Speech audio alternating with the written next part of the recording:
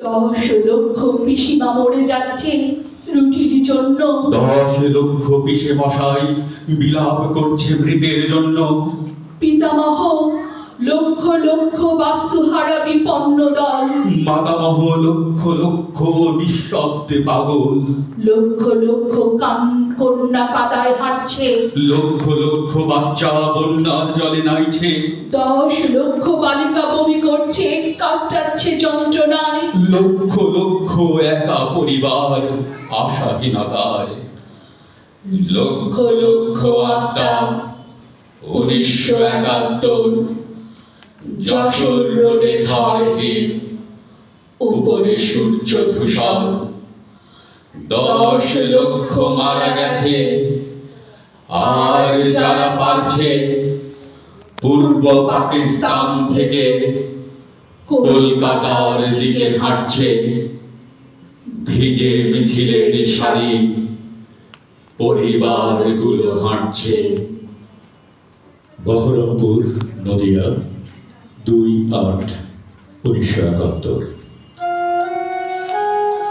মা, তোমার শরীর ও মন ভালো আছে তো? আমি কোনো মতে বেঁচে আছি।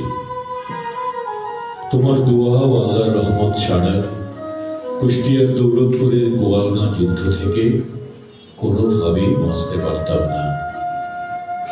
তোমার চোখের জল আর বুকের যন্ত্রণা অবশ্যই থাকবে না। গত 10টি দিন আমি গ্রেনেডের 8টি স্প্লিন্টারের যন্ত্রণা নিয়ে বহরমপুর হাসপাতালের সার্জারি ওয়ার্ডের 16 নম্বর বেডে খুব কষ্টে আছি।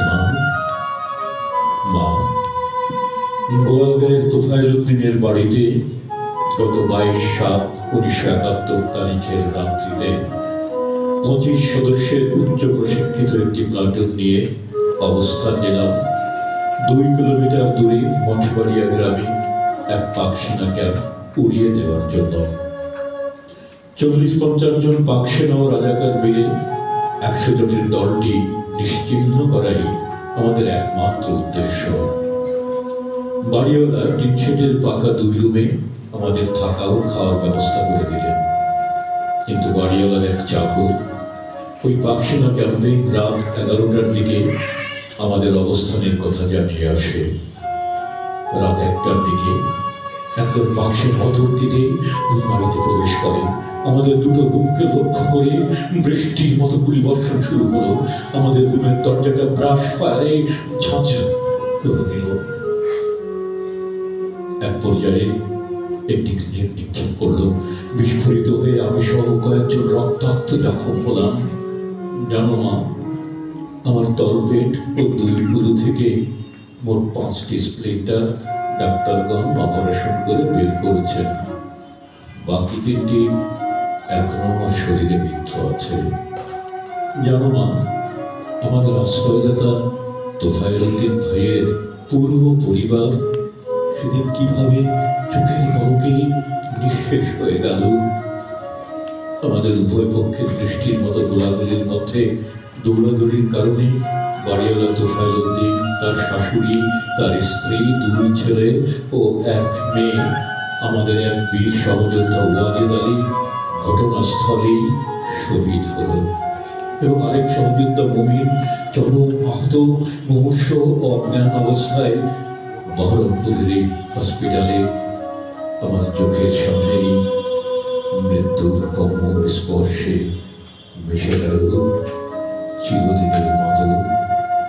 সবচেয়ে মর্মান্তিক এই যে ওয়াজেদ ছিল বাবা মার একমাত্র সন্তান। দেশ স্বাধীন হবে ঠিকই, কিন্তু ওয়াজেদ মোমিনদের সেই স্বাধীন দেশে কোনোদিনই খুঁজে পাওয়া যাবে না। যেন মা, আল্লাহর কি লীলা খেলা! তোফায়েল উদ্দিন ভাইয়ের 4 মাসের একটি ছেলে কি অলৌকিকভাবে বেঁচে গিয়েছিল সেদিনের যুদ্ধে। মা, তুমি আমার জন্য দোয়া করো, আমি যেন স্বাধীন সুস্থ হয়ে আবার স্বাধীনতা যুদ্ধে ঝাঁপিয়ে পড়তে ও দেশকে শত্রুমুক্ত করতে পারি। এটি তোমার রণাঙ্গনের যোদ্ধা সন্তান রহিম, বহরমপুর হাসপাতাল, ভারত।